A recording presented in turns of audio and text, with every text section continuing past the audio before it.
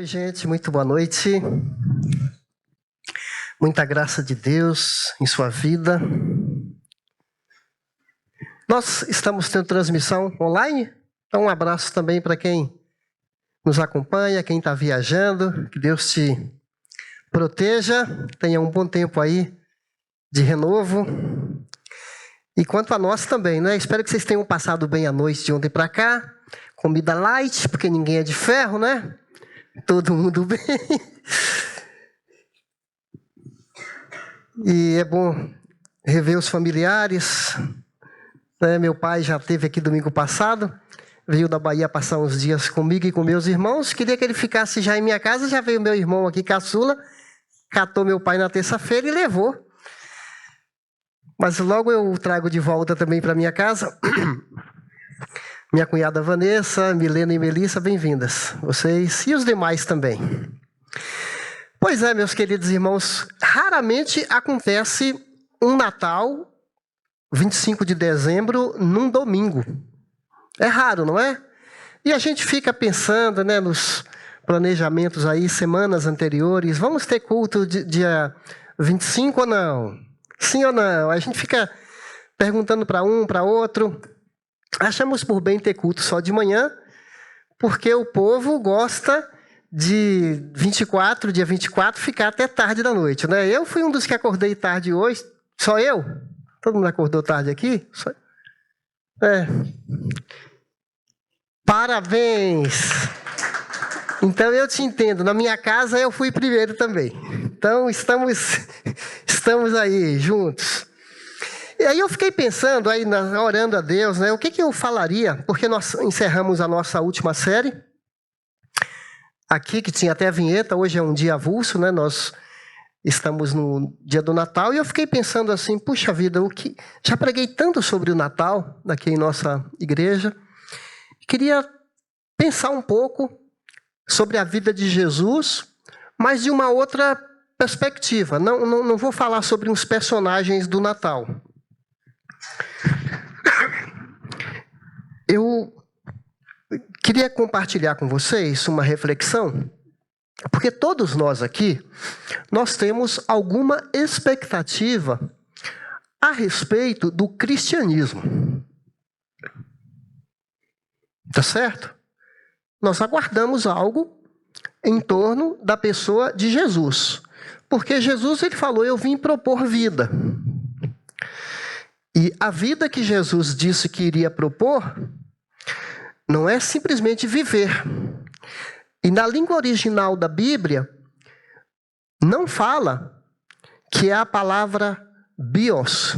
A palavra bios significa vida. É tanto assim que biologia, estudo da vida. Quando Jesus usou a palavra que eu vim trazer vida plena, ele usou uma palavra diferenciada na língua original da Bíblia, que é o nome do projeto lá de Itapecerica, ZAL. Né? Projeto ZAL, lá de Itapecerica, que o pastor Lucas usa. O ZAL significa vida de Deus. Então, a vida que Jesus propôs para nós não é meramente existir. A vida de bios, dos animais também tem, respiram, se alimentam. Há uma palavra especial que a vida de Deus é uma vida plena. Mas ao parar para pensar sobre isso, tem algo que move o ser humano em busca de uma vida plena, que a gente pode substituir por felicidade. Então eu quero começar o que a gente vai falar agora com essa pergunta: você é feliz? Essa pergunta mexe muito com a gente. Se a gente substituir ser feliz por bem-estar, eu poderia perguntar: você vive bem? Você está feliz com a sua vida?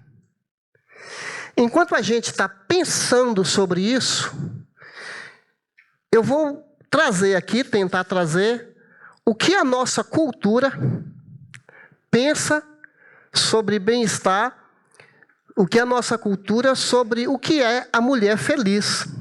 o que é o homem feliz. Se você parar para pensar um pouquinho, a nossa época é conhecida como uma geração que busca com muita intensidade o prazer. A nossa geração busca com muita força a felicidade. Só que essa felicidade que a nossa cultura está buscando é uma felicidade camuflada.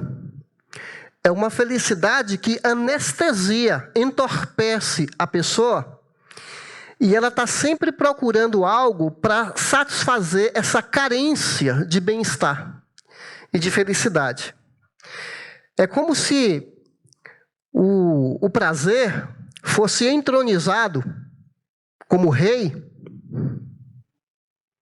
e a razão, o bom senso, se tornaram súditos, escravos do prazer. Porque o que importa é ser feliz, o que importa é curtir, é experimentar sensações. E nós, de alguma maneira, somos afetados por isso. Nós somos afetados que frequentar um shopping e estar sempre comprando, consumindo, respirando aquele ar maravilhoso do shopping, porque o shopping não tem mendigo, não tem doente. O shopping é luxo. Parece um templo do consumo. Então, ou alguém quer viver um prazer em outra dimensão. O Avatar, né? Um filme novo que está chegando aí, né?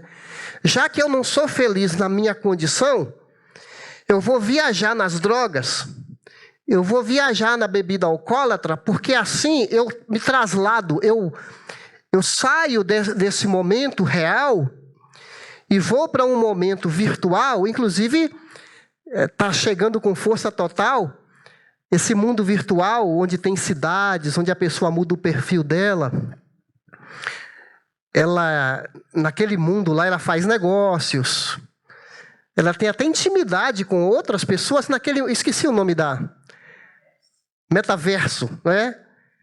Essa questão da busca da felicidade está levando o ser humano a criar um universo paralelo, visto que a realidade é dura, é fria. Eu vou criar um universo paralelo, já que eu não vivo feliz aqui, pelo menos o meu personagem no metaverso vai viver feliz. Ou nós imaginamos que a felicidade está em conquistas, como se a felicidade dependesse de aspectos externos da vida para eu estar bem.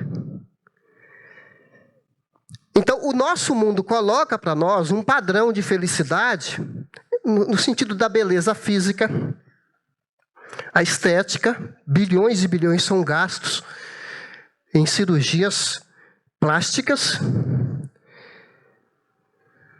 Pessoas vivem em função de sua carreira, procurando galgar uma conquista, para ele achar que está feliz. De repente, aventuras amorosas, a pessoa acha que tendo amantes, ou mesmo que encontra alguém e acha que aquela pessoa vai trazer para ela a felicidade que ela tanto queria. Onde que está a felicidade? Não é errado buscar o prazer. Nós fomos criados para o prazer. Você sabia disso? Não é errado.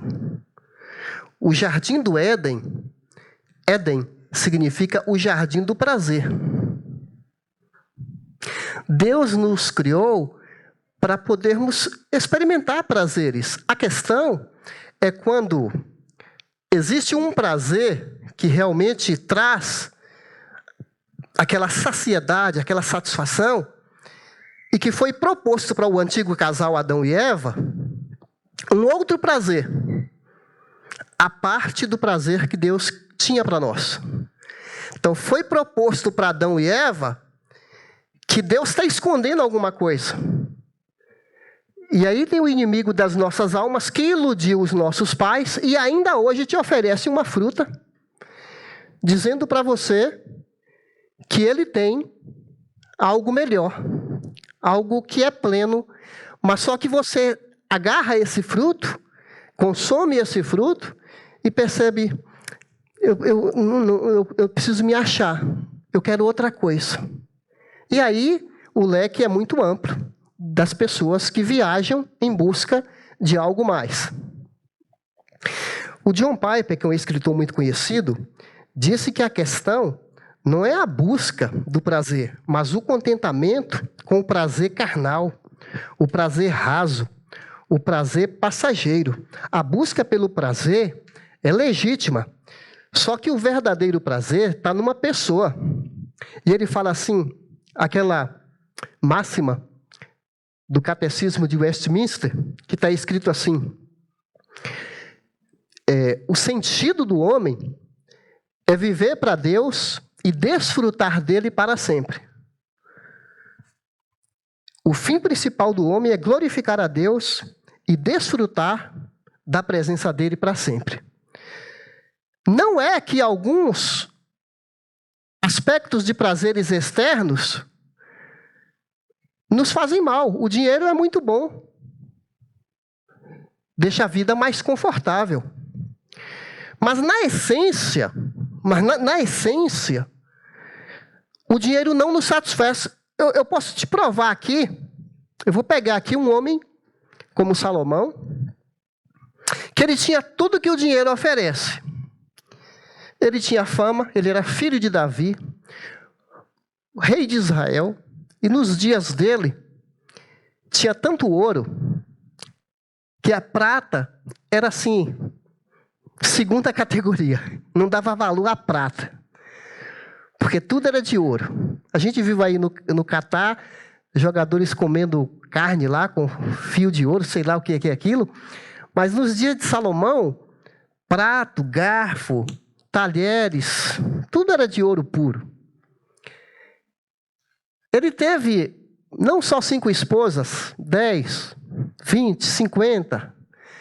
Ele tinha uma esposa por noite que só iria revê-la 2 anos depois. Porque ia dormir com cada uma, cada dia. Se assim ele quisesse. 1000 mulheres. Ele edificou jardins. Ele compôs poesia, provérbios. Salomão era um engenheiro, construiu casas lindas, lugares de estocar grãos. Ele era botânico, estudou as criaturas, os insetos, tudo. Homem muito inteligente, que vinha gente de outros países para conhecer a sabedoria de Salomão, como a rainha de Sabá, que falou assim, nem me contaram a metade. Salomão, que tinha tudo que o dinheiro pode dar, ele chega no final de Eclesiastes e descobriu que tudo era correr atrás do vento, tudo era vaidade, era como bolha de sabão. Ele fala, eu investi a minha vida e percebi que não está aí o contentamento. A plenitude da vida não está nas coisas. A gente precisa interiorizar isso na nossa cabeça. Não se iluda. Não há absolutamente nada aqui na terra que vai satisfazer nosso vazio. O preenchimento não está nas coisas, mas no Criador, que é superior a tudo que existe. Agostinho, que foi um pensador cristão do século V, ele falou, Senhor, o Senhor nos criou para Ti. A nossa alma não vai encontrar descanso, a não ser repousar em Ti. Ele identificou bem. Agora, eu quero trazer aqui, novamente, essa pergunta. Você é feliz? E eu quero pensar numa situação hipotética. Eu vou pensar numa pessoa da igreja. Essa pessoa é uma hipótese. Pode ser que você se identifique com ela ou não. Eu quero só ver aqui uma possibilidade. Essa pessoa pode ter uma mentalidade de merecimento. Ela frequenta uma igreja e ela é fiel. Ela é conectada. Ela não é ausente. Essa pessoa, ela é assídua, ela contribui, ela participa de projetos sociais como esses que nós vimos. E ela está aqui pensando assim, eu me dou na obra de Deus. Eu sirvo na obra de Deus. Mas quanto mais eu sirvo, eu estou passando uns perrengues aí que ninguém me entende. Aí a pessoa começa, eu pensei numa lista, não é? Mês passado bateram no meu carro. E o cara não pagou, fiquei no prejuízo. Eu contratei um serviço e a pessoa me lesou. Pegou o dinheiro e não fez o serviço, eu fiquei no prejuízo. Vou ter até que ir nas pequenas causas. Ou posso inverter isso. Eu prestei serviço para uma pessoa, ela me deu a palavra que ia me pagar, ela me pagou só 50%, já entreguei, e a pessoa não me pagou, eu fiquei no prejuízo. Fiquei doente, não tinha médico no meu convênio. Paguei um médico particular porque não conseguia agendar. Eu estou com um caso desse jeito. Eu estou me identificando agora com esse ponto do personagem, né? Você tenta agendar com um especialista em pneumologia, você tem que esperar 2 meses para o camarada te atender. Que convênio que é esse, né? O que mais que eu poderia falar? Estou desempregado. Quanto mais eu busco a vontade de Deus, mais em crise eu estou. Cadê a felicidade? Deus está me frustrando. Essa é uma mentalidade de um religioso que entende que ele tem que fazer algo para Deus lhe dar de volta. Eu até anotei um pensamento aqui. Vamos colocar esse slide. Eu vou avançar bem. Depois eu volto para o texto. Esse pensamento aqui. Muitas pessoas acreditam que Jesus morreu na cruz para que elas vivam o sonho da classe média brasileira.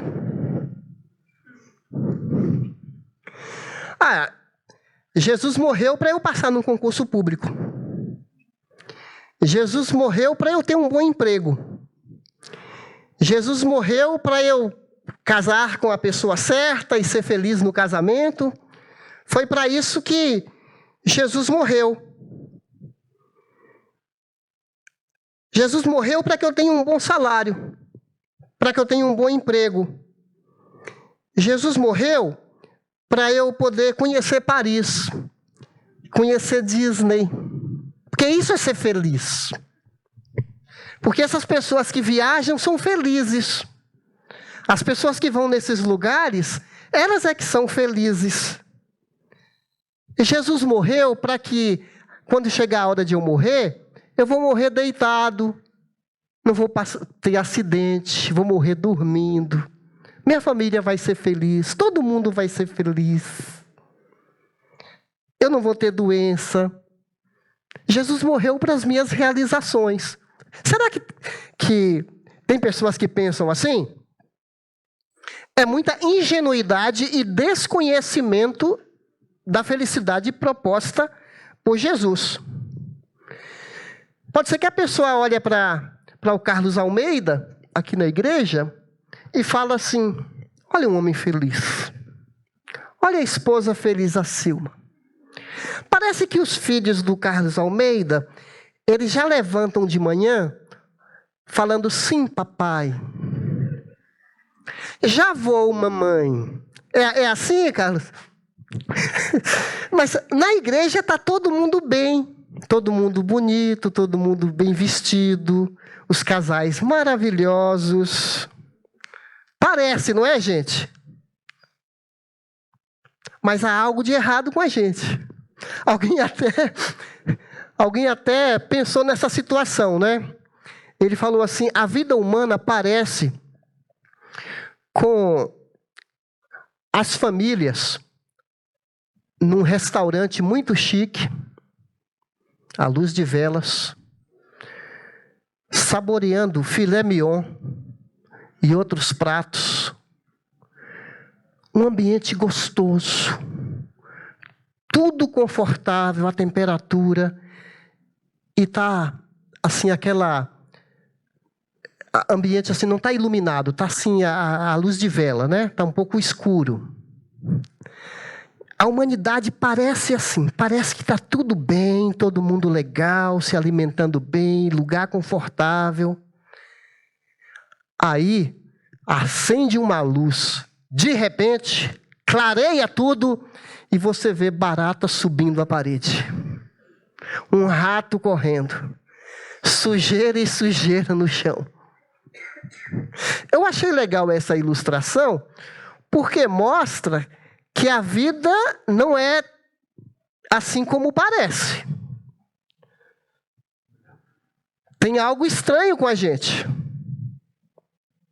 além das aparências. Então, o que é felicidade? Porque muitas pessoas têm expectativas exageradas a respeito de Jesus. Olha como isso é sério. Porque muita gente tem expectativa exagerada a respeito da fé, da religião. Tem um monte de gente frustrada, reclamando de igreja, rebeldes, abandonaram a fé, abandonaram a convivência com o povo de Deus, por causa de expectativas tremendamente exageradas. Então, eu dei toda essa introdução para voltar para a pergunta que eu fiz.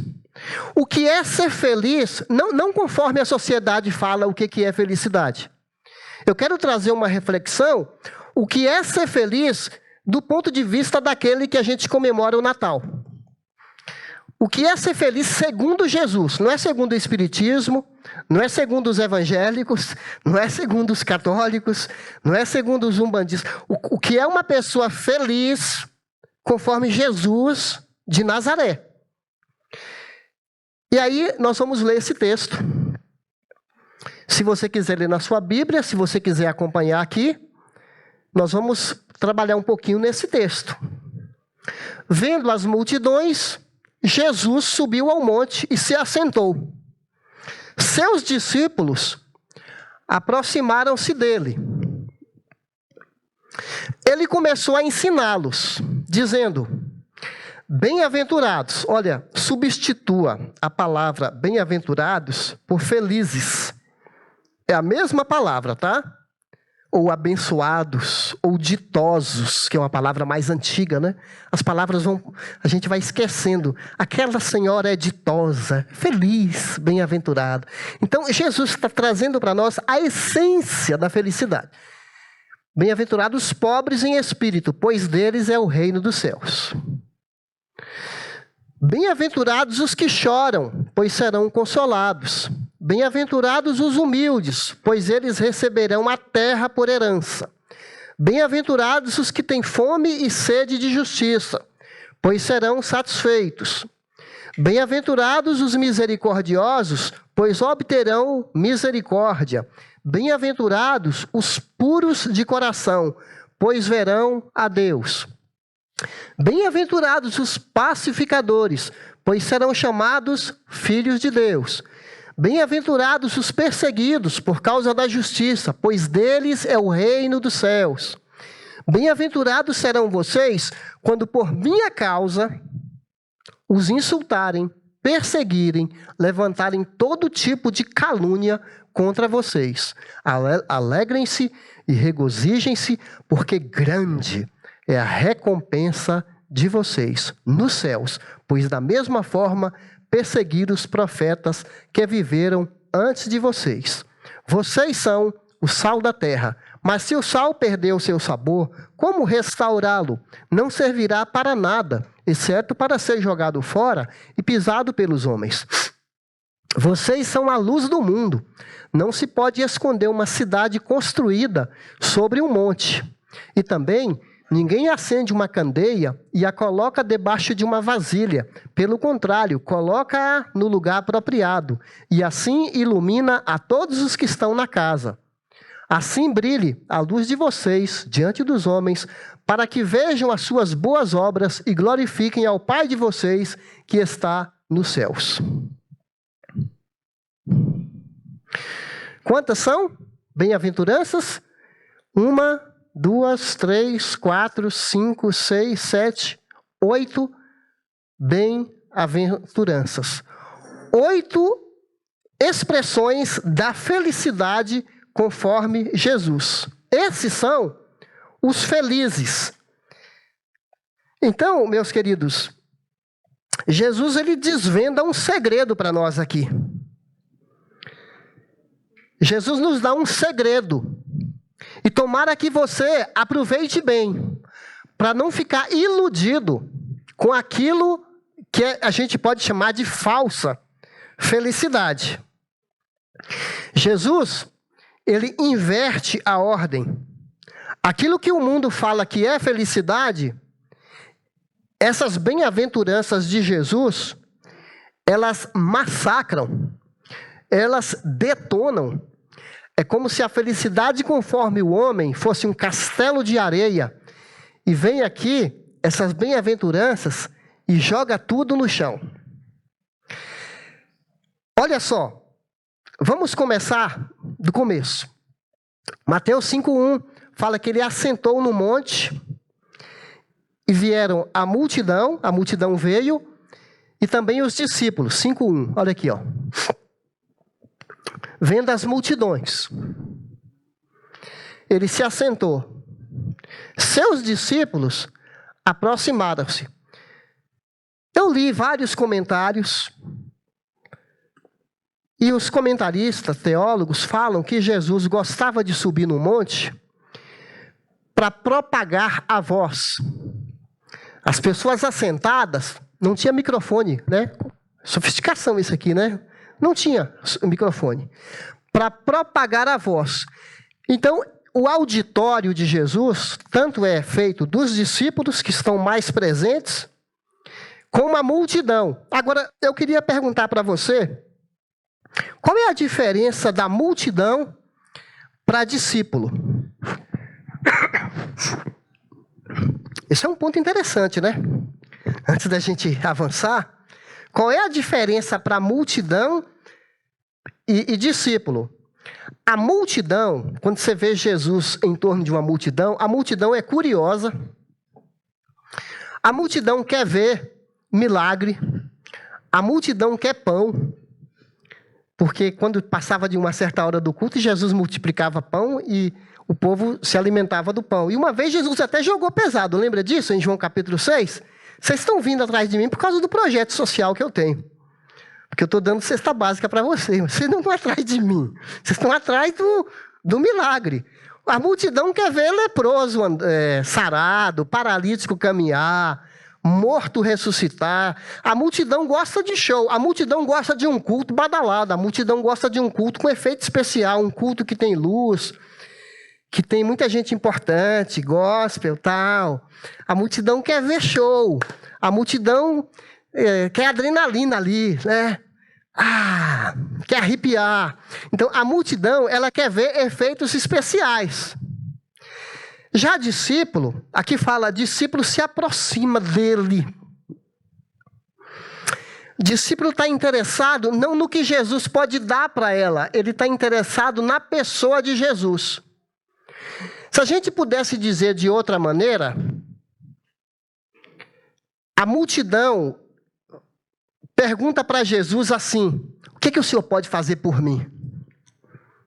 Aqui dá para você até pensar, quem é você? Você é discípulo ou você faz parte da multidão? A multidão quer saber, o que o Senhor pode fazer por mim? Discípulo não faz essa pergunta. A pergunta que o discípulo faz é essa pergunta assim: como é que eu posso ser mais parecido com o Senhor? Você percebe a diferença? O discípulo, ele não está atrás da cura. Para ele, a cura é um efeito colateral. Jesus vai libertá-lo das suas mazelas, mas ele está atrás de curar outro. Ele sabe que ele é perdoado os pecados, mas ele quer que os outros tenham os seus pecados perdoados. Ele não pensa nele. A multidão não quer compromisso. A multidão é inconstante. Eu já preguei isso aqui várias vezes, né? Aquela multidão que quando Jesus chegou sentado no jumentinho, o que a multidão falou?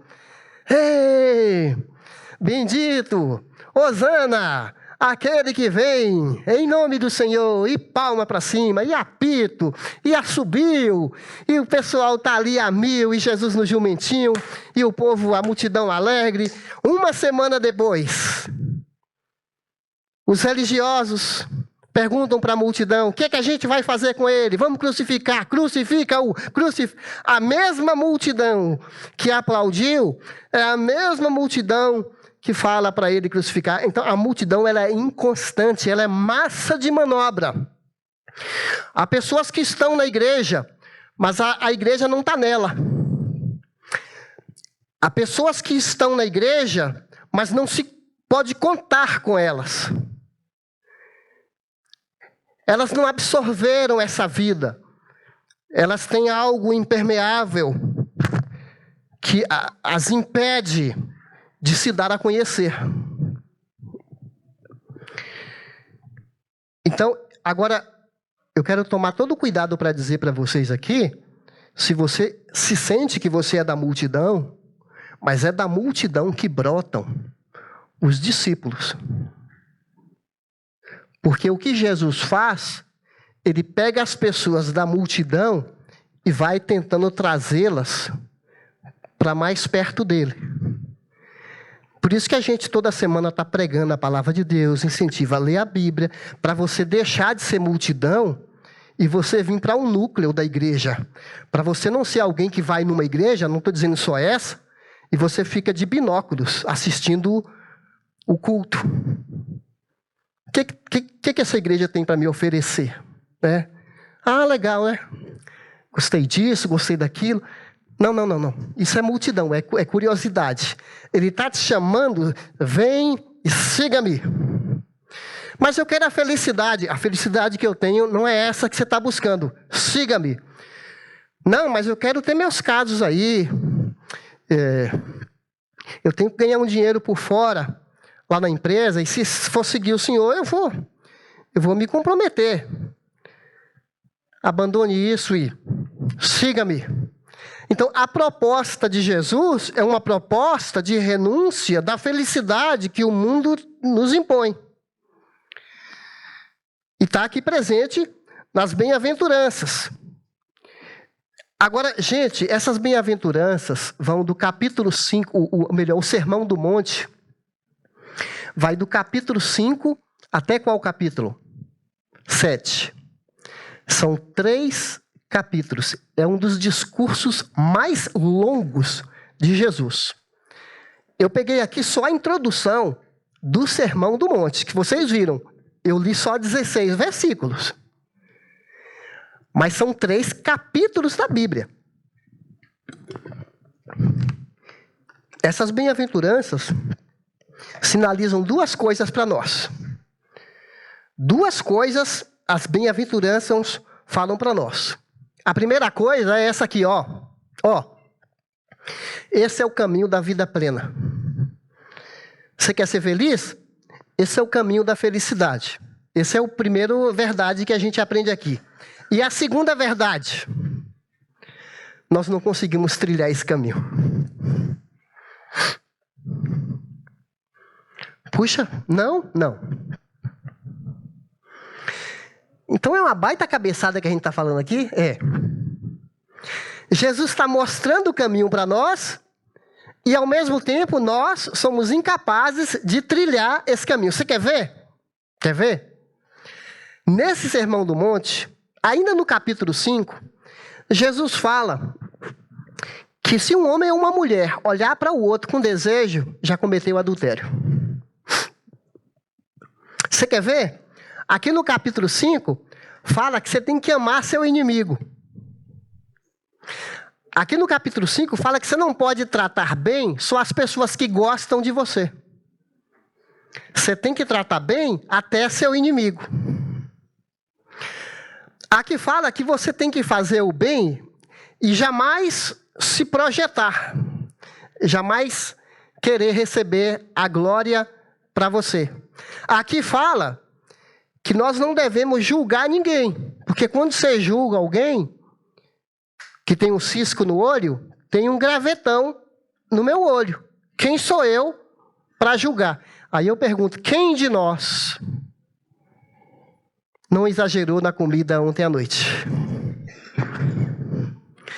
Quem de nós, fala a verdade, em algum desses pontos e tantos outros, esse padrão aqui, Mateus 5,48, fala assim, sejam perfeitos, como é perfeito o vosso Pai. Eu não falei para vocês que esse caminho a gente não consegue? Mas então existe uma terceira via. Qual é a terceira via?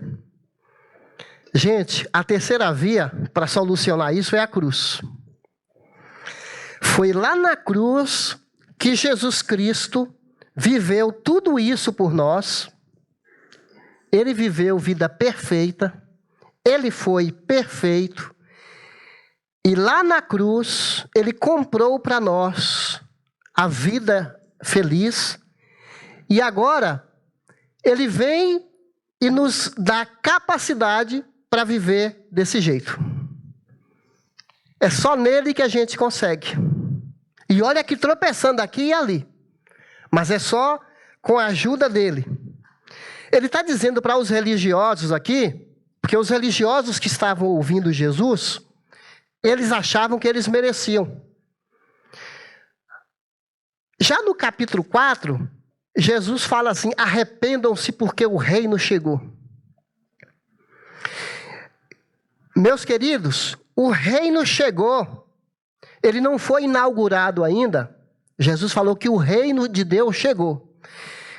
Quando Jesus sobe no monte agora, para falar sobre o reino, alguns comentaristas fazem um link com Moisés. Lembra que Moisés subiu no monte e trouxe a lei? Os 10 mandamentos, que ninguém também é capaz de obedecer os 10 mandamentos.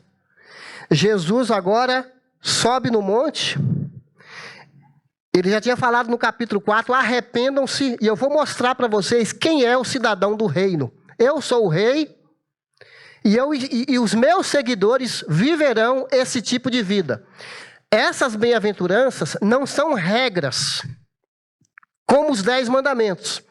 Essas bem-aventuranças são o resultado de alguém que já conheceu Jesus. É por isso que ele pronuncia, vocês são essas pessoas felizes no reino. No reino em que eu sou o seu rei, você abre mão de governar sua vida e me deixa governar sua vida. Você abre mão, lembra que Mateus capítulo 6 fala, não acumuleis para vós tesouro na terra, não seja preso. Não há nada de errado em ter patrimônio, ter bens, mas Jesus fala, não põe seu coração nessas coisas. Não põe. Vocês são, não deixa que o motivo da sua felicidade seja essa proposta do mundo. Eu quero ser o motivo da sua felicidade. Por isso ele conclui o Sermão do Monte, lá no capítulo 6, busca o reino primeiro. Não fiquem ansiosos com as coisas dessa vida. O que vocês precisam, meu Pai vai acrescentar. E isso aqui não são apenas... Isso aqui é prática de vida. Porque como é que ele termina o Sermão do Monte? Capítulo 7, ele vai falar de 2 homens, 2 terrenos, 2 casas. Um homem constrói a casa na areia, vem a enxurrada, carrega tudo. Porque a casa foi construída na areia.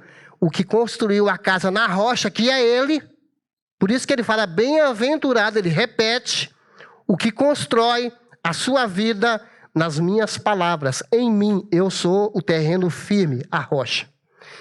Construir na ilusão da felicidade do mundo, é a mesma coisa que construir a casa na areia. Queridos, eu não tenho tempo para discorrer sobre cada uma das bem-aventuranças, mas todas elas nos levam a essa conclusão.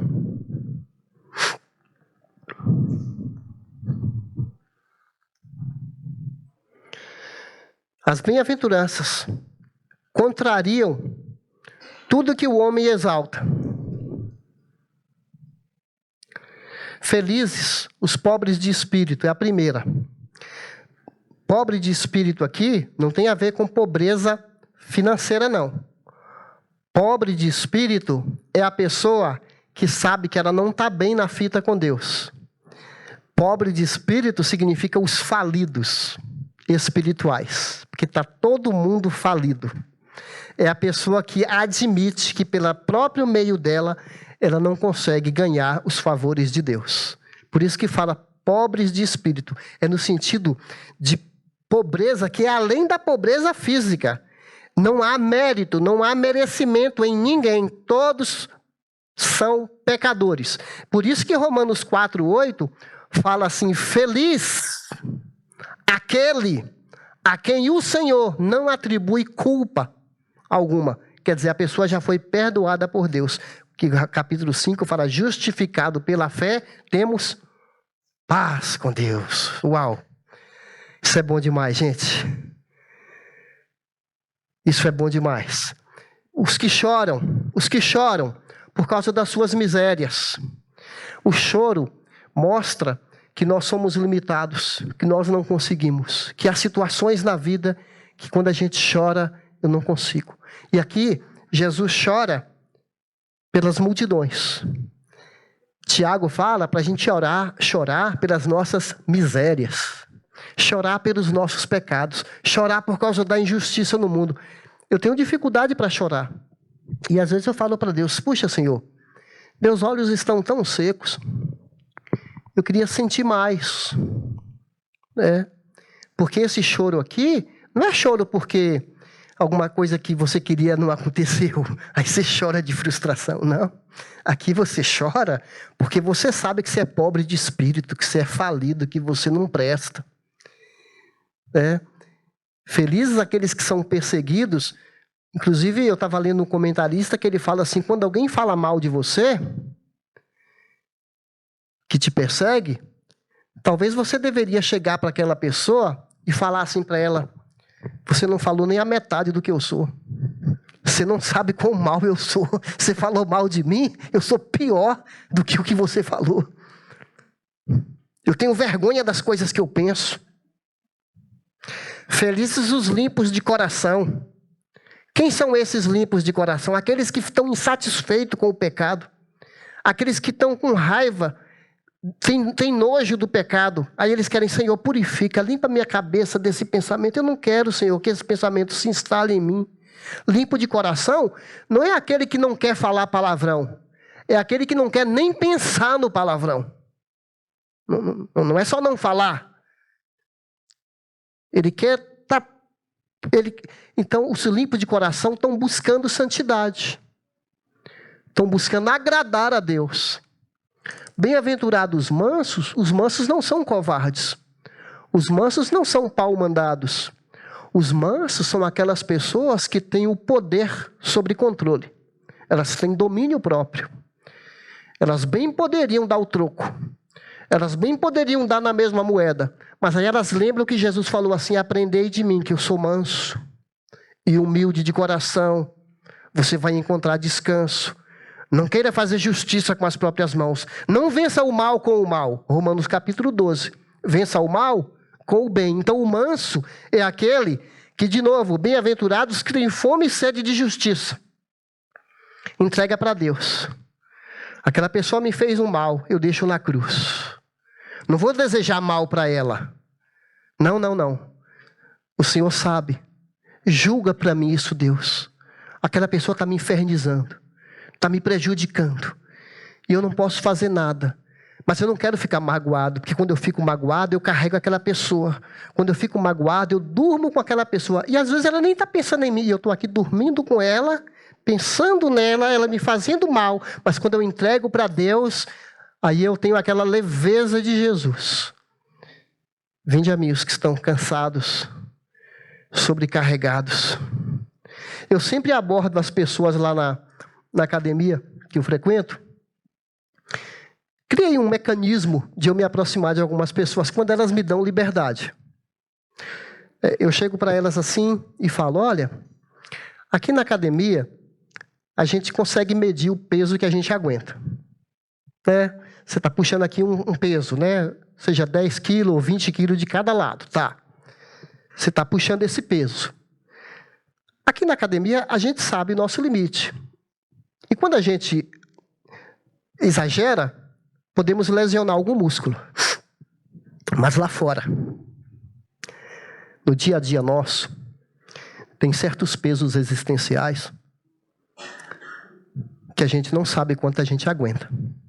Desgaste financeiro, dificuldades no casamento, criação de filhos. A gente às vezes fica desempregado. É uma doença. Estresse.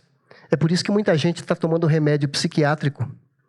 É por isso que muita gente está se suicidando, deprimida, afundando nas drogas, porque não sabe os limites dela. Elas carregam pesos adicionais. Jesus falou, aí eu falo então para a pessoa, nessas horas, a gente precisa de um personal trainer. O nome dele é Jesus. E ele falou, vinde a mim, os que estão cansados, pesados, eu vos aliviarei. A vida não precisa ser tão pesada. A vida é para ser mais leve. Não acrescente peso desnecessário. Essas bem-aventuranças, elas são para deixar a nossa vida leve. E não tem nada mais gostoso do que isso. Você pode ter muito dinheiro, mas você pode ter uma consciência pesada e ficar preocupado, insatisfeito, perdendo, né, a sua vida, a energia. Ou você pode, mesmo não tendo muito, mas você fala assim, eu me contento. Eu me contento em Deus, Ele é meu maior prazer. E mesmo que você conseguir conquistar uma boa condição de vida, não esqueça, não põe seu coração, porque isso é o que o mundo fala para você pôr o seu coração. Jesus deveria ser o nosso maior tesouro, o nosso maior patrimônio, Jesus. A gente não tem garantia de nada nessa vida, mas Jesus é para sempre, tesouro. Então, queridos, é isso que eu queria compartilhar com vocês, e que Deus nos ajude a não apenas ouvirmos esses conselhos de Jesus como algo, assim, da religião, da igreja. Não, isso aqui é para a gente saborear, viver essa vida de ser feliz em Jesus. Como diz o hino antigo, sou feliz com Jesus. Paulo falou, eu aprendi o segredo do contentamento. Tanto a ser fraco, como a ser forte. Tanto a ter muito, como a ter pouco. Porque meu coração não está nessas coisas. Eu posso todas as coisas nele, que me capacita, que me fortalece.